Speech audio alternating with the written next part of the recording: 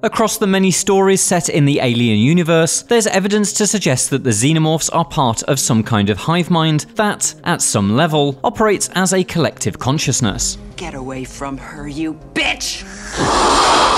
The same cannot be said for IGN. This website is the work of a large group of individuals with varied, and sometimes directly conflicting, perspectives on pretty much every single game. But a review, by its very nature, can only reflect the perspective of one person. A decade ago, our own Ryan McCaffrey gave Alien Isolation a 5.9 in his review, noting that, among other things, its genuine scares were diluted by repetition and padding. He wasn't alone in that reaction, and other major review outlets gave it similar scores for similar reasons. Alien Isolation provides us a glimpse at the ultimate Alien game. It's too bad that brief glimpse is surrounded by so many hours of uneventful filler. Today, on its 10th anniversary, I'm here to respectfully dissent and offer a different perspective. I love Alien Isolation. It is one of my favourite games of all time. And, even after all these years, it remains a singular, terrifying triumph.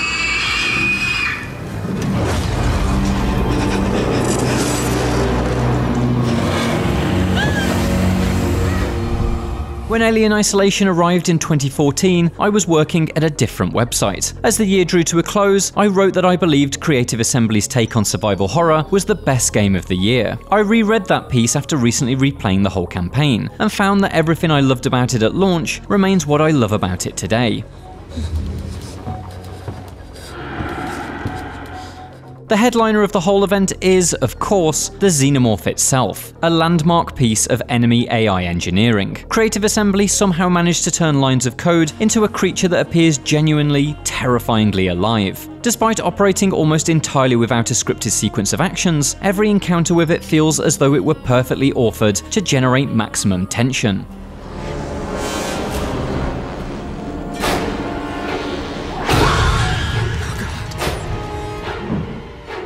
The way it learns from your actions, such as investigating lockers after discovering you use them to hide, is truly unnerving. On the hard difficulty level, when the AI is firing on all cylinders, the Xenomorph truly is the ultimate foe depicted in the movies, and so I can understand why this tougher challenge is listed as the recommended way to experience the game. But while this mode is more accurate to the experience of Ellen Ripley, it is perhaps not the best way to experience Alien Isolation for the very first time.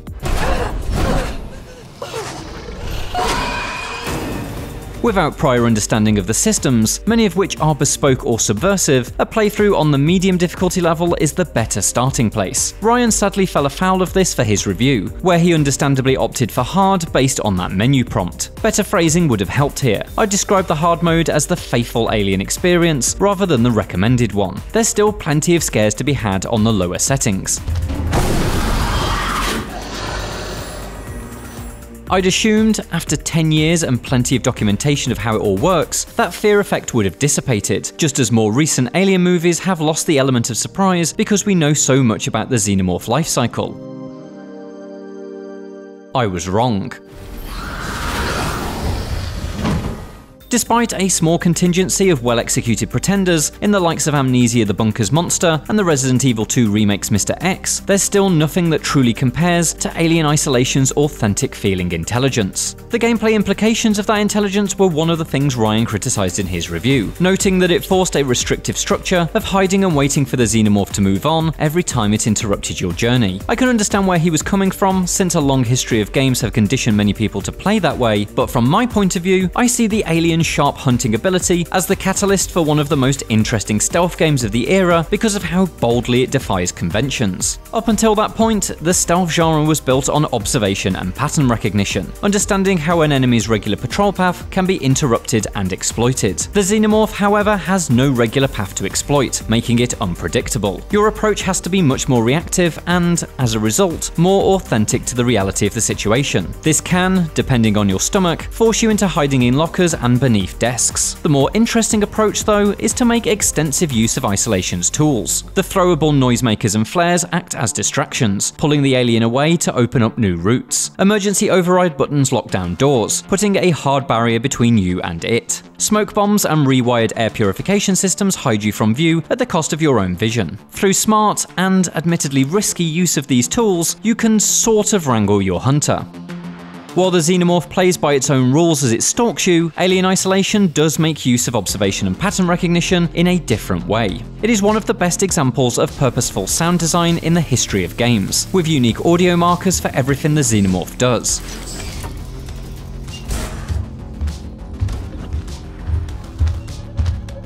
Dull thuds from above note the alien's presence in the air ducts, revealing that it's close but not yet a direct threat.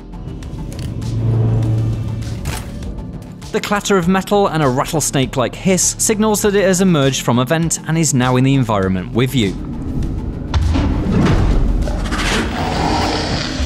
The heavy thud of its striding footsteps are perfectly calibrated to indicate which direction it approaches from. While the increasingly panicked tones of your motion tracker emphasize its proximity.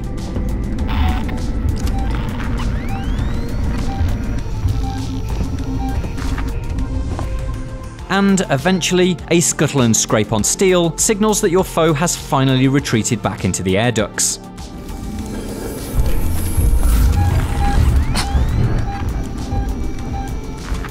All this hide-and-seek stealth gameplay is supported by exceptional level design. Every zone of the vast, sprawling Sevastopol station is built around sightlines, with plenty of windows and looping corridors to allow for clear, and occasionally purposefully unclear, vision of your environment and the alien. The air ducts that snake through these levels offer life-saving hidden paths that bypass the alien, although they purposely never lead you quite where you want to go, ensuring emerging from them is always a tense experience. I don't have time for this.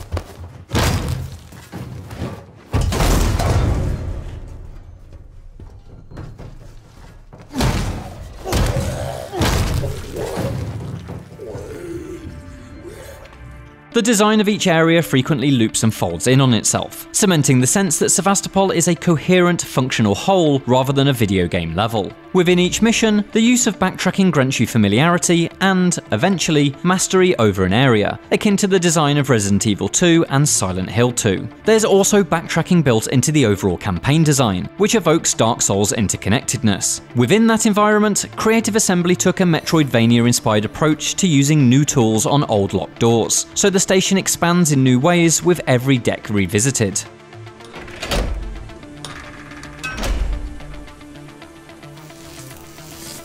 Biocontainment hazard level Omega season. Tomorrow. What are we? All of those decks and corridors, of course, still look absolutely gorgeous even 10 years later. The meticulous recreation of the 1979 film's retrofuturism is well documented, but in 2024 it's the lighting that really impresses. The darkness is primarily illuminated by indirect sources, lending the entire playspace a distinct visual identity. The glow of computer monitors, projectors, and emergency bulbs softly illuminate each room, gently highlighting trails of volumetric smoke and leaving darkness in every corner. And while Creative Assembly's bespoke engine is able to render dynamic lighting, much of the final effect is created through careful use of baked-in shadows. It's proof that artistic intention can trump technical brawn. There's no ray tracing here, but it really doesn't matter that every light isn't dynamic when everything is so fine-tuned by hand.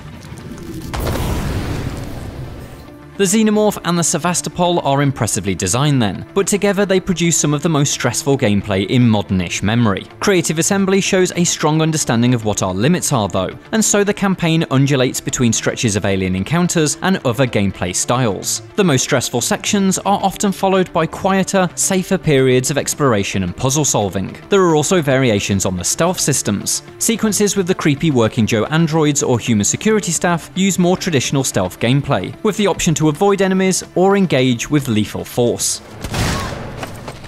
But, akin to sections with the alien, these stealth encounters have an interesting twist thanks to their intersection with survival horror mechanics. Limited ammunition for your very loud weapons means engaging is a risky endeavour in multiple ways, while the incredibly powerful bolt gun must go through a lengthy charge-up process before releasing the trigger, adding tension to every headshot. Stealth has always been a game of risk and reward, but Isolation's trickiest encounters force you to really think on the implications of every action.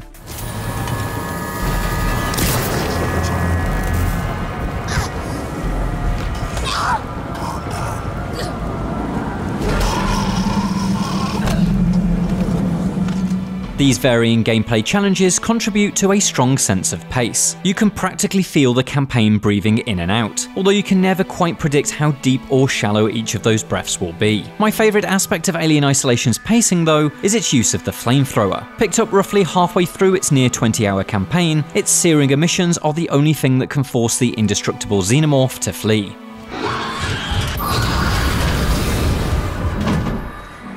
In the final third, when you discover that there are multiple aliens infesting the station and their behaviour becomes increasingly aggressive, the flamethrower becomes vital to your survival. Armed with its power, you become more confident. You're given the strength to walk the corridors upright rather than constantly crouched. Inevitably, you shout, "Get away from me, you bitch," at the TV as you hold down the trigger. Through the flamethrower, Creative Assembly brilliantly recreates the final girl trope. After a dozen hours of desperate survival and learning your enemy's mode of operation, it's time to finally stand up for yourself. The time it takes to reach that point is a common criticism. Ryan's review, as well as many others that were much more positive overall, posit that Alien Isolation is simply much too long. It's an idea I reject. That aforementioned pacing means the campaign doesn't outstay its welcome, at least in terms of gameplay design. It's a clear demonstration of how we all have different responses, even to things we collectively agree on. And, as my own thoughts on length and pacing shows, even some of the most glowing assessments don't always correlate with your own positive experiences. What I will concede, though, is that the final third is flawed in terms of narrative and objective design. As Ryan correctly identified, it suffers from Return of the King syndrome, with the final stretch featuring a number of false finales that try your patience.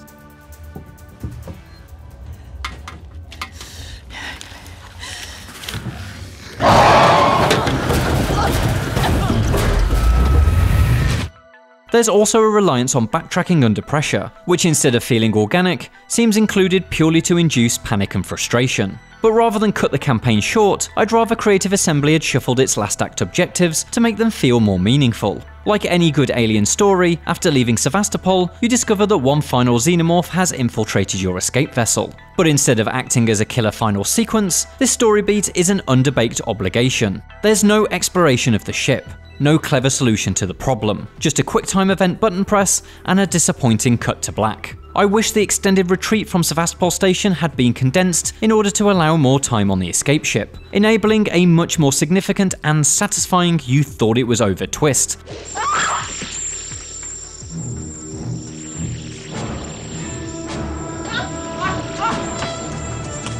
And subsequent alien extermination.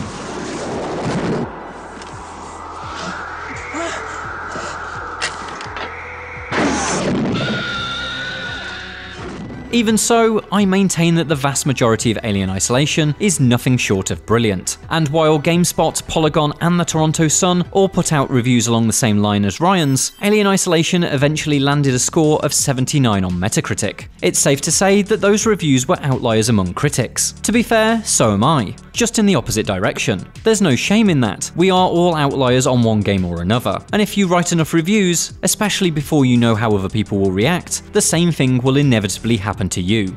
Opinions, eh?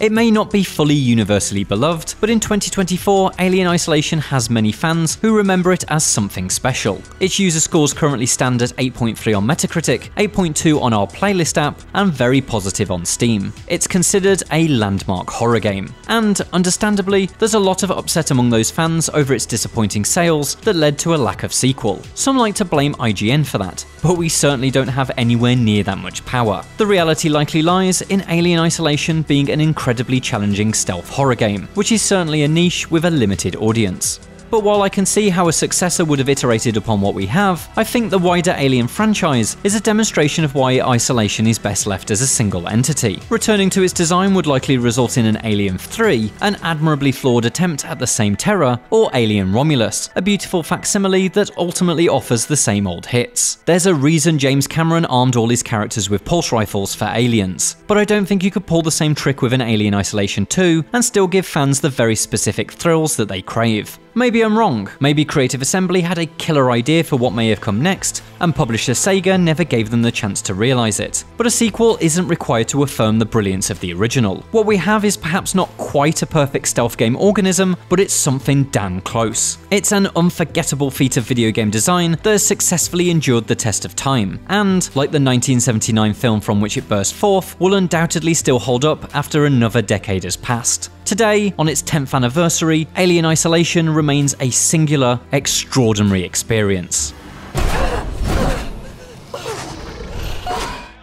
For more on Alien Isolation, check out my interview with the developers where we discuss in depth the creation of the quarantine level. And for everything else, stick with IGN.